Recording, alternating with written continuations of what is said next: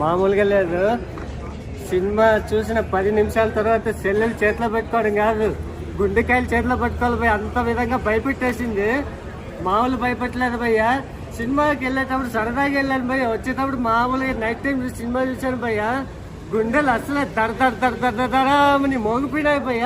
ఇప్పుడు ఇంటికి ఎలా భయపడాలా వెళ్ళాలనే ఒక భయం పుట్టింది భయ్య. ఆ విధంగా ఒక్కటి మాత్రం చెప్తాను భయ్య, మీకు దయ్యాలు భయం ఉన్నా లేకపోయినా ఈ సినిమా చూస్తే మాత్రం ఖచ్చితంగా భయపడతారు భయ్య. కిష్కందాపురి మరో అరుంధతి కోటలోకి వెళ్ళి వచ్చిన ఫీలింగ్, అదర్ థ్రిల్లింగ్ అనేది చూపించింది భయ్య.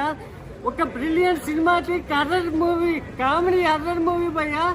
క్లైమాక్స్ వచ్చి మిస్టరీ మాత్రం ఎవరు ఊహించలేరు భయ్య. ఆ విధమైన క్లైమాక్స్ ఇచ్చి పడేసాడు.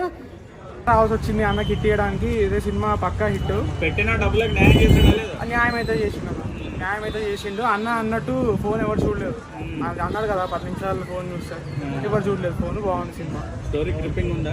చాలా గ్రిప్పింగ్ ఉంది. నార్మల్ టిపికల్ హారర్ మూవీ లాగే ఉండదు, బాగుంది.